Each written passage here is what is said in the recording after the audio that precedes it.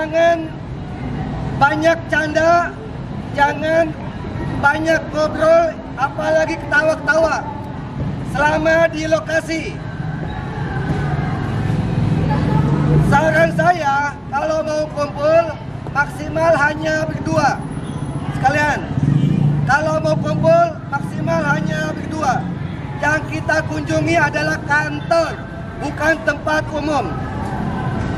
Jadi tolong dijaga ketertiban, tolong dijaga kerapihan, tolong dijaga kebersihan. Jangan ada yang buang sampah.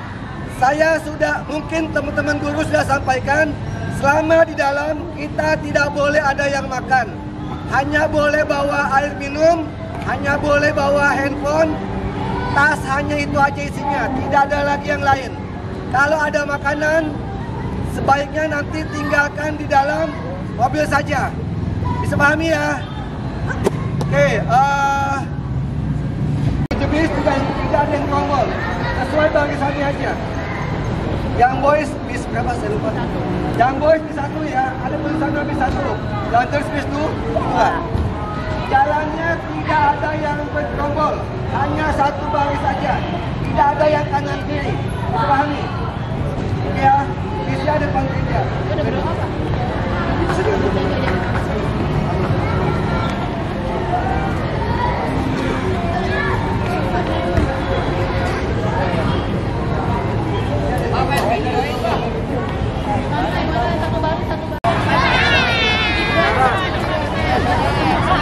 Lihat kamera dong.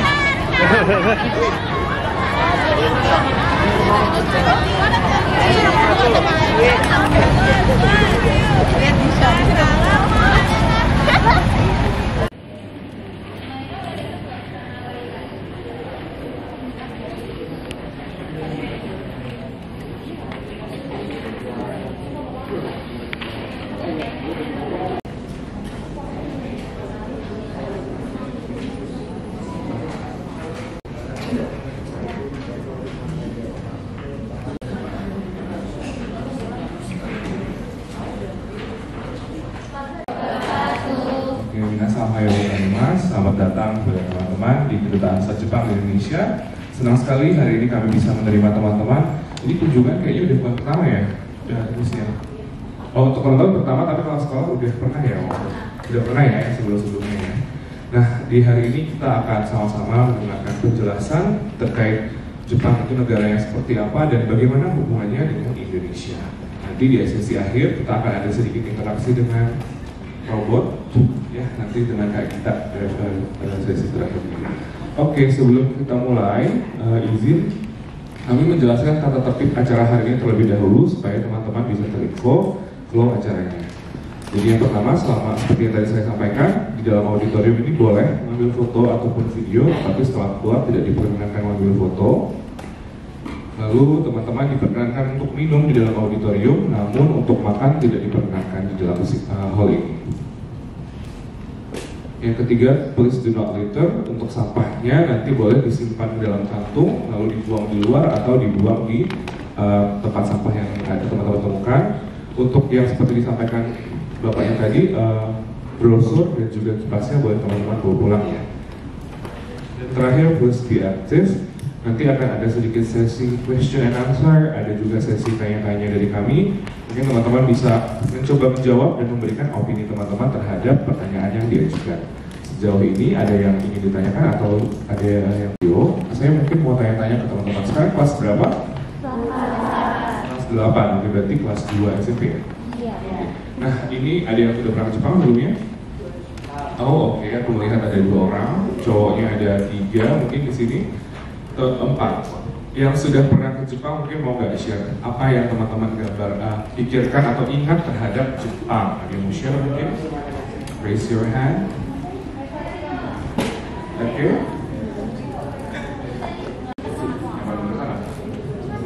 Jadi di Jepang itu lingkungannya bersih gitu, terus makanannya itu lumayan enak. Terus yang paling seru itu Disneyland gitu. Oh, Disneyland, berarti melihat ini dong fireworks di akhir enggak? Enggak ya. Nah, berbicara makanan, kemarin waktu ke Jepang makan apa kalau boleh tahu? Makan ramen. Ramen, oke. Nah ini karena Riko sudah berani, aku mau kasih satu buah official merchandise dari Osaka Expo. Jadi Osaka Expo ini adalah event yang sudah selesai, baru aja selesai beberapa minggu lalu ya kan ya. 13 Oktober, dan ini adalah official merchandise yang kita bisa berikan ke teman-teman yang berani menjawab. Selamat Riko, selamat. Oke. Jepang itu direpresentasikan dari berbagai hal, jadi tidak hanya makanan ataupun kebersihannya, tetapi mungkin nanti kita lihat alasan kenapa bisa bersih, lalu misalnya kenapa alamnya begitu cantik gitu ya. Jadi kita tonton video pertama tentang musim gugur di Jepang, karena Oktober adalah musim gugur. Selamat menyaksikan teman-teman.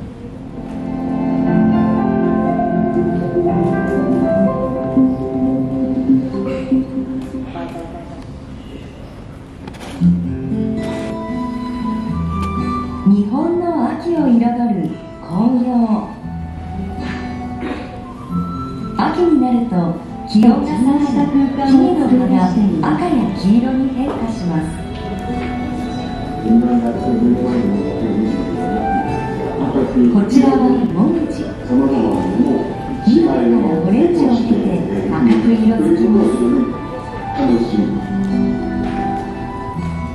そしてこちらはイチョウ並木。黄色く色づいたイチョウの葉が黄色一色のトンネルを作り出します。外のもみじが映り込むよう床板が磨き込まれています。まるで鏡のように奥の山まではっきりと映っています。古くから親しまれてきた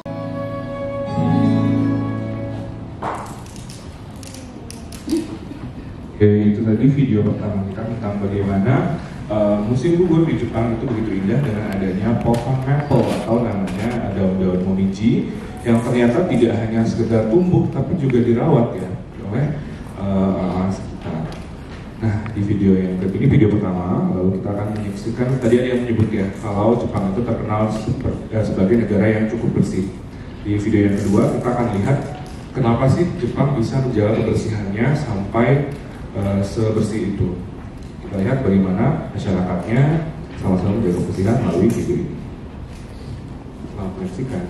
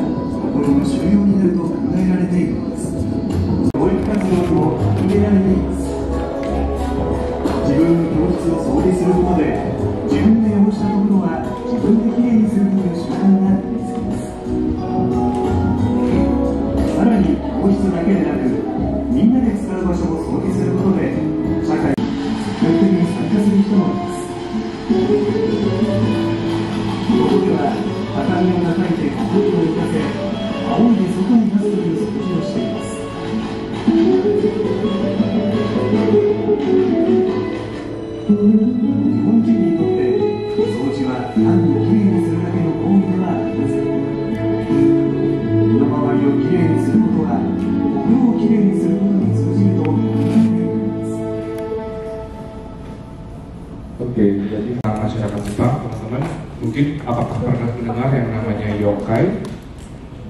'Yokai' itu artinya adalah seperti spirits atau kayak hantu Jepang gitu ya. Nah, mereka itu sangat dekat dengan superstitious yokai ini karena sudah tergambar dari sejarah mereka. Dan kita sama-sama lihat bagaimana mereka melestarikan cerita-cerita rakyat tersebut ke dalam suatu daerah yang ada tempat yokai-yokainya. Kita sama-sama lihat ya, sama saksikan.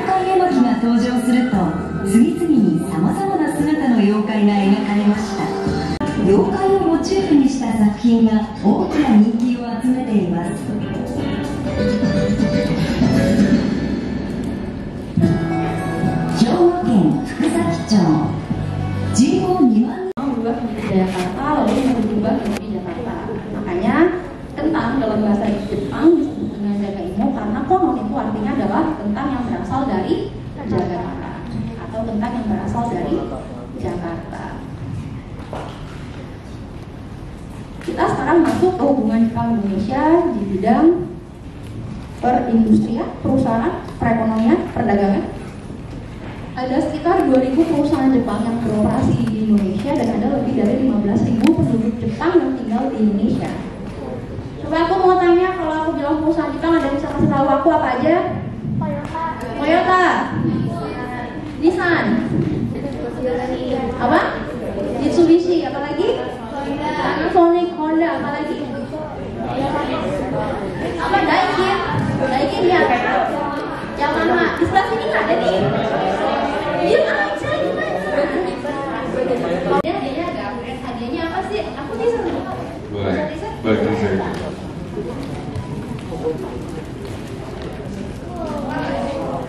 Jadi teman-teman, buka ya?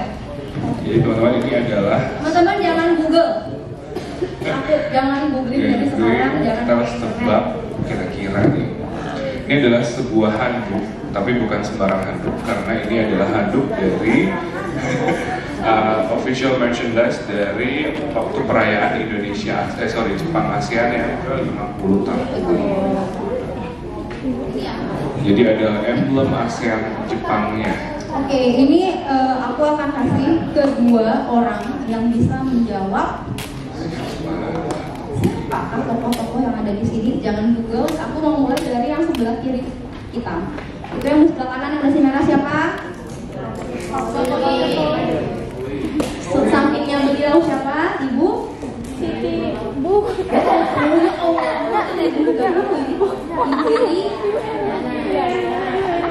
Pertanyaannya adalah, beliau berfoto dengan siapa? Mau pakai nama apa enggak? Tanya dulu deh. Ya. Bukan. Menteri. Kenapa? Jepang itu bukan sistemnya bukan presiden tapi perdana menteri. Tapi ini bukan dengan perdana menteri. Ada yang terlepas dengan siapa? Sebelah sini nih. Coba. Makanya asal apa-apa sebenarnya udah kayak tadi Jakarta. Ada yang mau tebak? Ini boleh nih dari mana aja. Ada yang mau tebak? Itu namanya siapa? Jawabannya dia namanya siapa? Ada yang mau tebak? Bukan menteri pendidikan. Kalau ada yang mau jawab, angkat tangannya boleh. Biar aku tahu siapa. Oke kak? Sudah pernah dapat hadiah? Oke kak apa? Iya, tadi angkat tangan kan? Apa? Menteri Kebudayaan. Teman-teman, aku kasih clue. Mungkin teman-teman bisa coba pikir siapa ya yang bisa bersanding dengan kepala negara, ibu negara, dan fotonya spesial berdua gitu. Kalau menteri kan biasanya levelnya sesama menteri nih. Nah ini berarti lebih tinggi nih dari menteri. Siapa yang jawab Kaisar mana? Boleh maju kak. Boleh maju. Kalau Kaisar, Kalau Kaisar tangannya dengan siapa? Istrinya kita sebutnya apa? Permaisuri. Sini kakak yang profesor.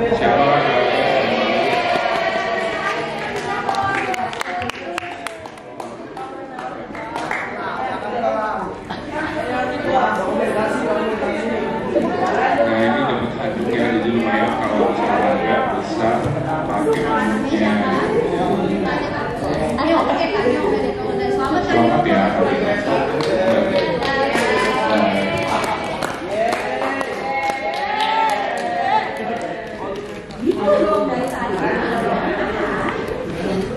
Oke, kita akan ke foto yang sebelah kanan. Itu yang sebelah kanan yang pakai peci siapa?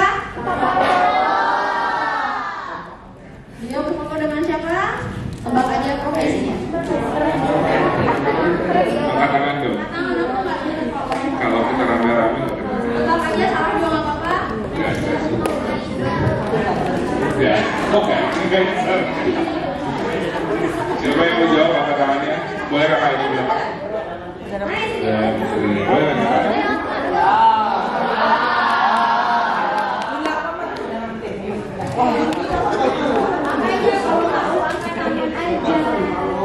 Ini lanjut.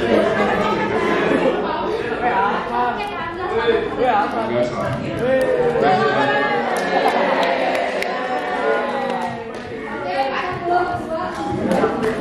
Mungkin kita sering iya kali ya kayak nama-namanya siapa ya? Kita akan brief ya nama-nama beliau ini siapa sih? Kalau yang dari sini ini kaisar Jepang Permaisuri. Kaisar Jepangnya namanya Naruhito.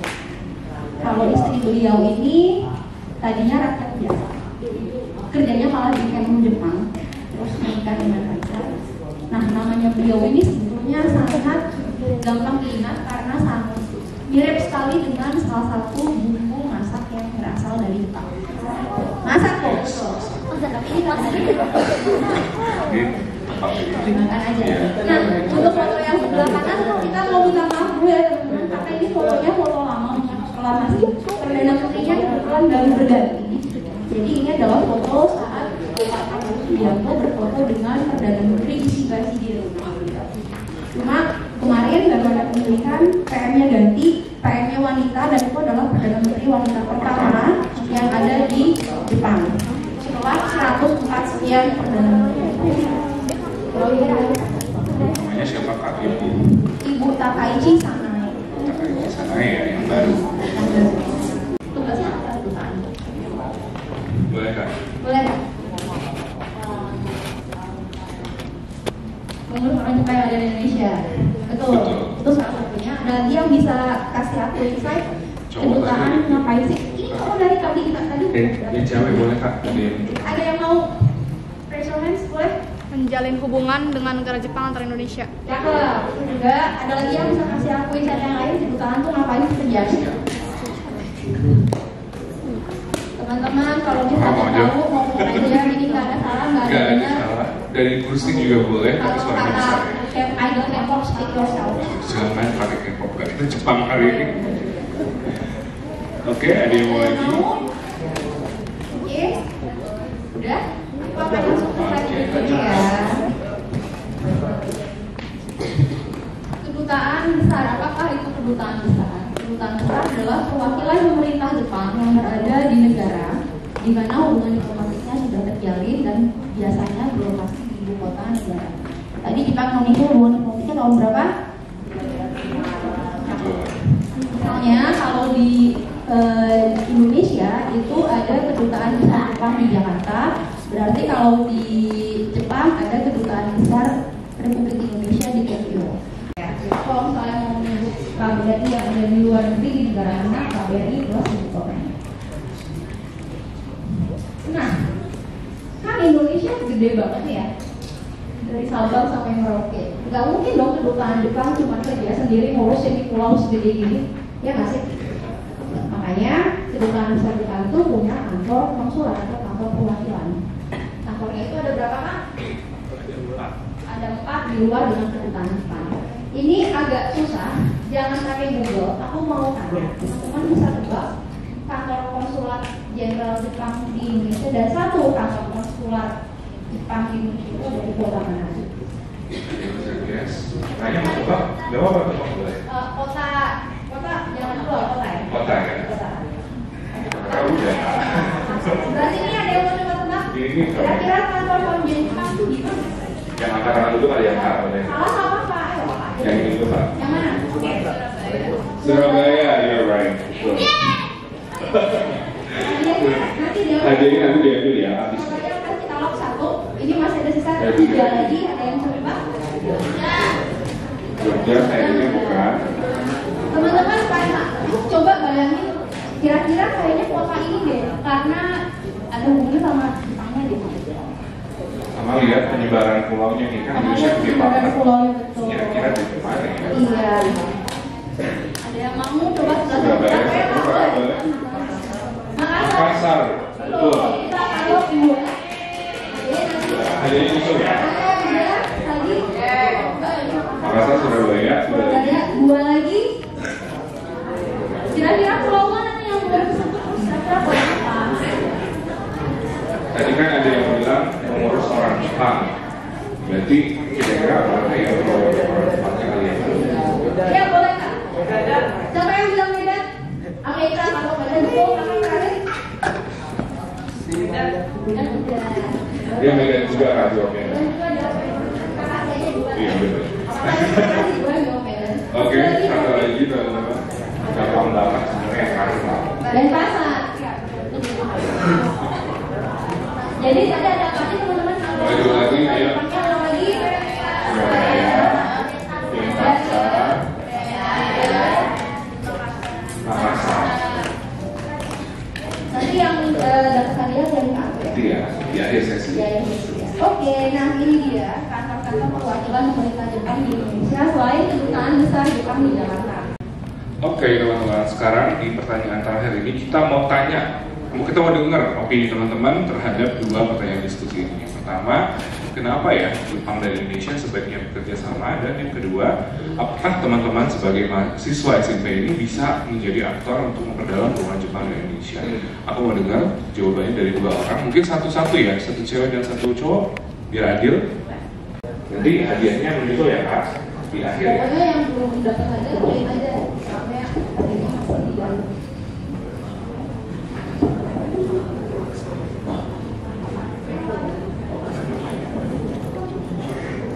Jadi kalau menurut opini aku sendiri, mengapa Jepang dan Indonesia sebaiknya bekerja sama? Ini aku mau jawab yang sama, karena kan dulu waktu Indonesia kan masa penjajahan itu kan Indonesia udah punya hubungan duluan dengan Jepang kan.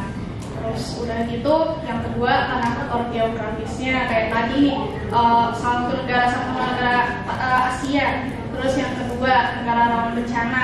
Karena mereka kalau menyusun strategi bersama, bagaimana cara menanggulangi hal itu? Gitu menurut saya. Terima kasih Kak, jadi jawabannya adalah karena punya sejarah terlebih dahulu dan juga ada banyak kesamaan ya. Jawabannya benar, terima kasih, nanti hadirnya menyusul ya Kak. Silakan kembali. Yang cowok nih aku mendengar suara cowoknya. Dari tadi kayak mungkin berdiskusi kali ya sama teman-temannya. Boleh ada yang mau coba jawab? Satu perwakilan.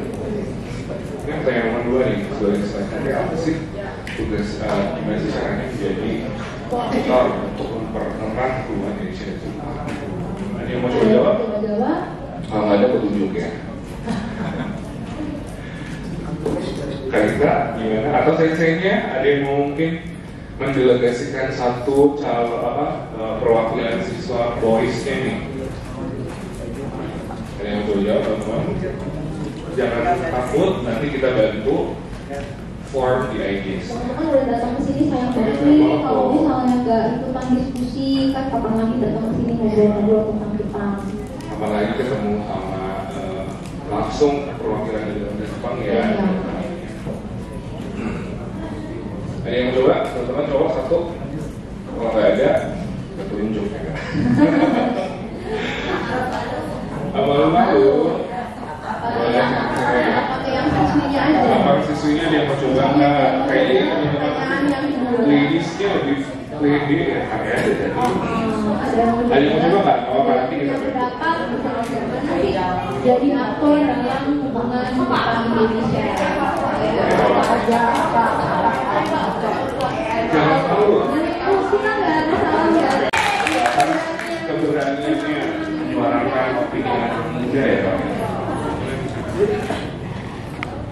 Jadi yang pertanyaan kedua itu, apakah kita bisa menjadi aktor dalam memperdalam hubungan Jepang dan Indonesia? Jawabannya kita bisa. Mengapa? Karena Jepang dan Indonesia itu mempunyai kayak hubungan yang erat sebelumnya juga, dan bagaimana kita juga bisa memperbanyak relasi dengan orang Jepang, mungkin dari berteman atau yang lain-lain juga. Ya, betul Kak. Ya. Jadi salah satunya benar nih, misalnya teman-teman mengenal Jepang lebih jauh dengan datang ke kedutaan. Jadi kan tahu nih, ternyata negara Jepang itu adalah negara seperti ini. Terus teman-teman jadi pengen nih punya teman dengan orang Jepang. Terus nanti bisa share itu ke informasi gitu kan, oh kalau di Indonesia itu budayanya seperti ini, kalau Jepang gimana ya budayanya dari kamu?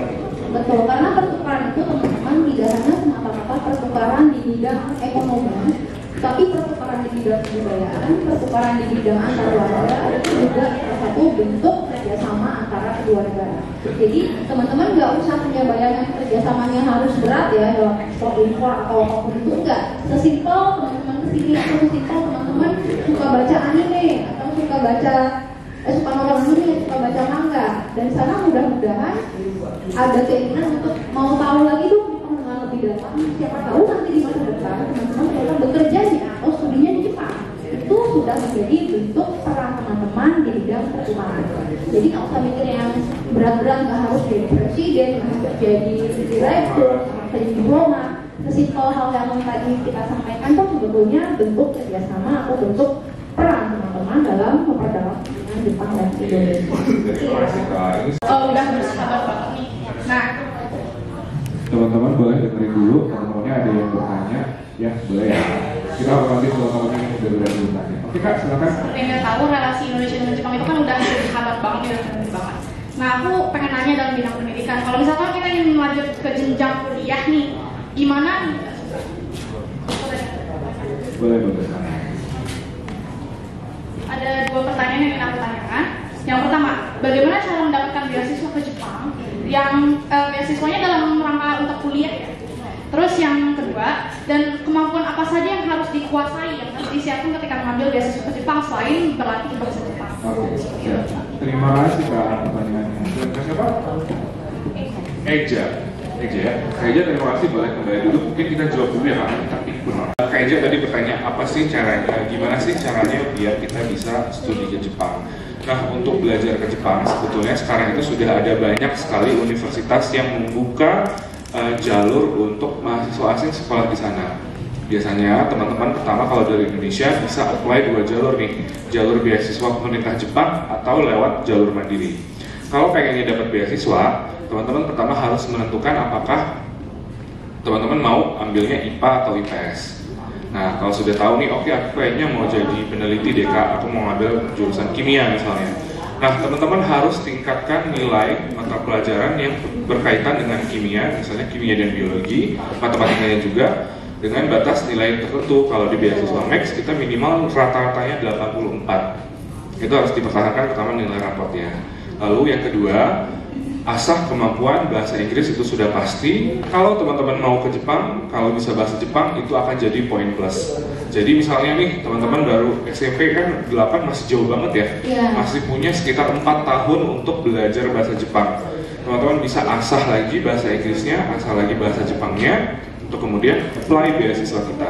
Di beasiswa pemerintah Jepang semuanya di cover gratis teman-teman. Uang kuliahnya, dikasih biaya hidup sebulan, tiket pesawatnya dibayarin, uang apalagi Kak, macam-macam ya, semuanya dibayarin. Bisa part-time kalau misalnya rasa kurang.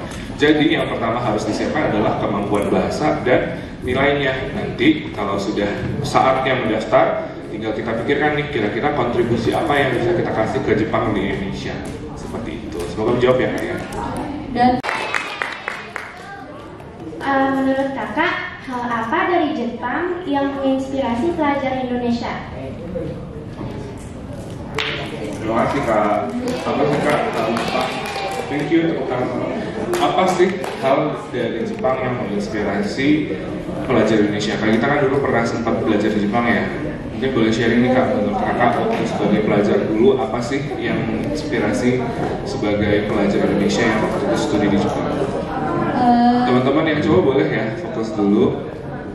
Oke, aku nggak tahu apakah ini bisa relate dengan teman-teman atau enggak, tetapi bagi teman-teman yang mungkin pernah punya kesempatan berjalan-jalan atau pergi ke negara lain, nggak harus spesifik Jepang ya, tetapi negara lain yang mungkin negaranya itu sudah maju, mungkin kalau dekat sini ada Singapura, kemudian bisa juga ada Malaysia, Australia, kasusnya aku waktu itu ke Jepang. Kalau aku pribadi waktu ke Jepang tuh rasanya sedih banget sebetulnya, sedih banget karena kok bisa negara yang tadinya luluh lantak karena Perang Dunia Kedua, yang menyerah dengan sekutu karena kena bom ini, dalam waktu hanya sekian puluh tahun bisa menjadi negara yang sehebat ini. Terus kenapa Indonesia yang sebetulnya potensinya sangat banyak, dalam hal ini potensi sumber daya alam, kemudian potensi sumber daya manusianya, kok nggak bisa sih menjadi negara yang maju seperti Jepang? Jadi kesan pertama aku tuh sedih, karena aku juga mau dong negara aku tuh bisa kayak negara lain, dalam hal ini Jepang. Nah, itu yang akhirnya menjadi inspirasi gimana caranya aku bisa menjadi orang yang mudah-mudahan baik dan mudah-mudahan bisa mengaplikasikan ilmu yang aku punya untuk memperdalam hubungan antara kedua negara ini. Karena aku percaya bentuk kerjasama apapun, pekerjaan apapun yang kita lakukan, kalau niatnya baik, nanti pasti akan ada kontribusinya untuk negara. Itu kalau pengalaman pribadinya aku.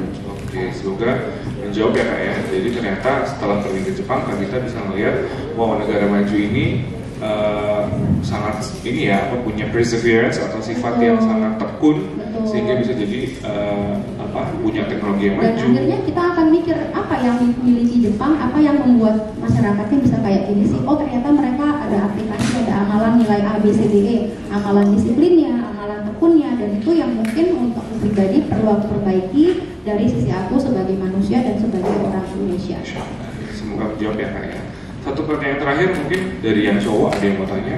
Dari punya dua pertanyaan. Yang pertama, apakah ada beasiswa untuk SMA di Jepang? Dan yang satu lagi, bagaimana cara saya tahu informasi tentang beasiswa ke Jepang? Terima kasih banyak Kak pertanyaannya. Keren banget punya semangat atau kayak keingin tahuan untuk belajar di Jepang ya. Jadi untuk level SMA sebetulnya beasiswa itu jarang ditawarkan untuk studi di Jepang. Biasanya untuk SMA itu adalah jalur mandiri Kak. Tetapi Jepang itu punya program pertukaran untuk anak-anak SMA yang mau ikut program ke Jepang belajar selama mungkin kurang lebih 6-8 bulan. Nama programnya kalau mau dicatat Kakehashi. Kakehashi itu adalah artinya jembatan, connecting bridge. Nah, Kakehashi Project ini program dari pemerintah Jepang juga, tapi mungkin kurang tahu ya nanti saat teman-teman sudah SMA apakah programnya masih berlanjut atau tidak. Tetapi sejauh ini program ini berjalan dan banyak anak-anak SMA di Indonesia yang join di program ini. Dia belajar 6-8 bulan di SMA Jepang. Programnya sistemnya seperti pertukaran. Nanti mereka itu seleksinya di under AFS atau Bina Antar Budaya. Jadi AFS atau Bina Antar Budaya itu suatu asosiasi yang menangani program-program pertukaran level SMA biasanya antara orang Indonesia dengan negara-negara lain di luar Indonesia termasuk Jepang. Itu nanti Kakak bisa coba-coba cari Yayasan Bina Antar Budaya atau AFS program. Dia banyak programnya. Jadi gak cuma Jepang, ada Amerika, negara Eropa dan yang lain. Kalau untuk kedutaan sendiri kami nggak ada program pertukaran di level anak SMA, karena program yang kami miliki itu beasiswanya dimulai untuk lulusan SMA, program D2, D3, S1, kemudian research student, S2, S3. Jadi kalau untuk SMA, yang tadi kakak sampaikan, kakak bisa coba mencari informasinya di webnya Bina Antar Budaya, nanti bisa coba tanya langsung ke yayasannya tentang pertukaran pelajarnya seperti apa sih. Nah teman-teman, kenapa kami menyebutkan Bina Antar Budaya? Jadi dia ini adalah asosiasi yang tidak terafiliasi dengan pemerintah Jepang, tetapi dia punya program yang didanai oleh pemerintah Jepang satu. Kedua, dia juga mendapatkan penghargaan dari kalau aku nggak salah dari Kementerian Luar Negeri Jepang, sehingga itu adalah lembaga yang legit. Ya, Jadi jangan khawatir. betul. Apa aja aku boleh tahu? Ikan koi. Oke, nah teman-teman, jadi Paro ini adalah sebuah robot sebetulnya. Robotnya apa? Bisa kita sama-sama lihat. Jadi dia adalah robot anjing laut yang dibuat oleh insinyur Jepang. Fungsinya adalah menghibur warga lanjut usia di Jepang dan juga misalnya untuk teman-teman kita yang autisme atau yang kurang berinteraksi secara sosial. Jadi dia ini adalah support robot ya Kak ya, emotional support robot. Emotional support robot. Teman-teman mungkin tahu kalau di luar negeri itu, ya maaf ya Paro ya, sebentar ya. Duduk dulu Kak. Duduk dulu ya Paro ya. Oke, iya. Ya. Teman-teman mungkin tahu kalau di luar negeri itu suka ada kunjungan dari anjing atau dari hewan-hewan lain untuk menghibur pasien yang sedang sakit. Pernah dengar nggak program kayak gitu? Support emotional dog. Nah, Paro ini fungsinya kurang lebih sama, tetapi Paro ini menggantikan fungsi hewan. Kenapa? Karena tidak semua orang itu bisa bersentuhan dengan kulit hewan, alergi dan lain-lain. Nah, selain untuk emotional support di rumah sakit, Paro ini juga banyak dikirimkan di lokasi-lokasi bencana untuk menghibur korban, kemudian di rumah-rumah panti jompo kalau di Jepang, karena juga fungsinya sama untuk memberikan emotional support. Nah, mungkin kita langsung aja how to play with Paro kali ya. How to play with Paro. Jadi di kesempatan ini kami akan coba buka kesempatan Satu sesi aja kan ya Kak ya, supaya nanti kita bisa hemat waktu. Nah, di sesi ini aku mau minta bantuan kepada teacher untuk pilih 4 student perempuan dan student laki-lakinya untuk berinteraksi bersama Paro. Nah, boleh? Tapi sebelumnya ada hal-hal yang aku minta tolong sama teman-teman. Boleh, teman-teman pasti. Ya. Karena Paro cuma ada satu di kedutaan, jadi ada beberapa hal yang aku mohonkan ke teman-teman saat nanti bisa memegang Paro. Pertama, ini sensitif, jadi kalau mau disentuh boleh, tetapi sedikit aja. Ini juga sensitif, kemudian bagian hidung juga sensitif. Jadi kalau misalnya mau pet, jangan kasar-kasar karena Please pet gently. Nah, teman-teman lihat, ini adalah panduan Let's Play with Paro. Sebelum kita main, kita belajar panduannya dulu ya. Pertama adalah, oke, mungkin coba dipanggil. Boleh digendong juga nggak apa-apa. Kalau mau digendong boleh, kalau bukan gendong nanti gendong ambil panggil Paro.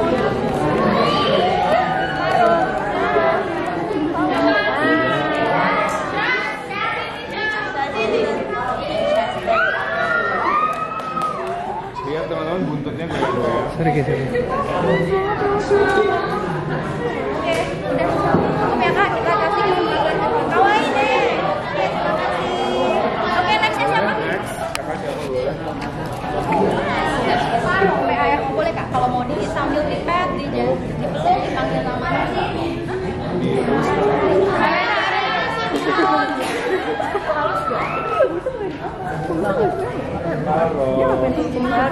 Dia kayak pegang kumis coba. Pegang nggak apa-apa.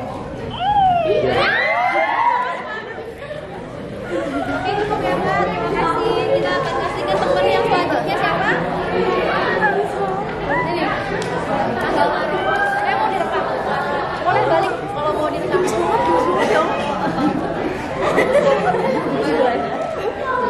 Main berat. Enggak, ini gemes banget inget.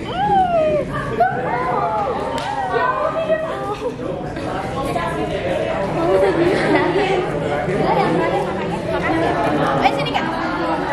Boleh sih pegang kakinya. Mungkin kalau kamu sebelah sana, teman-temannya dipegang aja.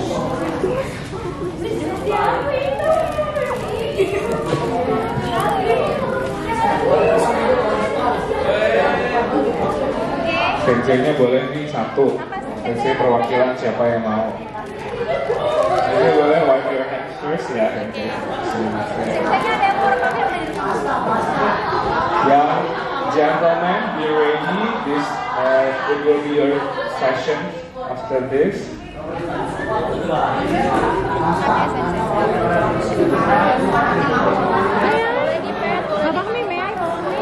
Boleh kalau mau direkam.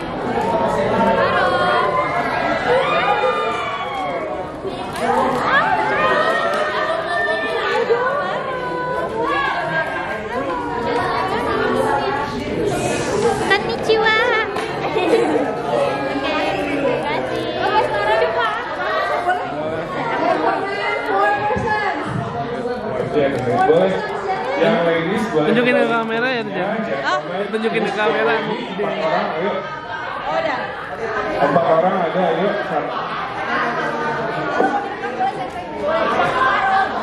Boleh dipegang separuh PKS. Boleh pegang ininya pelan-pelan.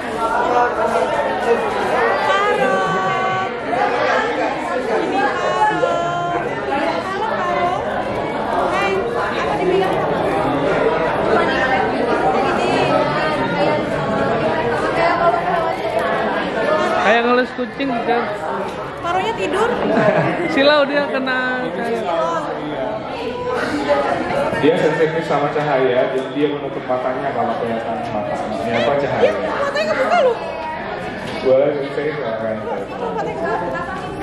Ya, oke. Lucu banget. Oke. Ya gerak dari sini. Biar kelihatan yang di sana, jadi nggak nutupin. Nah, yang lain boleh dari sini, biar nutupin soalnya kelihatan. Coba dilus-lus taruhnya. Paro. Oke. Ya, boleh kayak.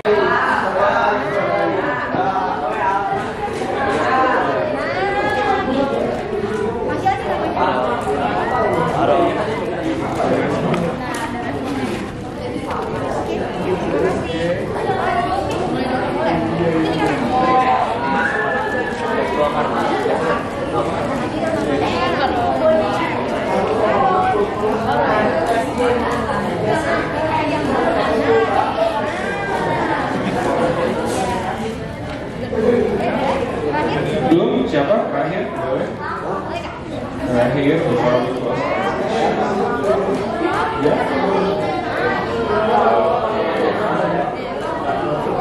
Karena tadi mulanya juga lebih cepat ya. Jadi kita akan tutup sesi hari ini. Terima kasih banyak yang sudah hadir. Sebelum kita tutup, kita akan mengundang teman-teman untuk foto. But before that, we will prepare the space first. And after we get ready, baru kita akan foto bersama. Mohon ditunggu ya.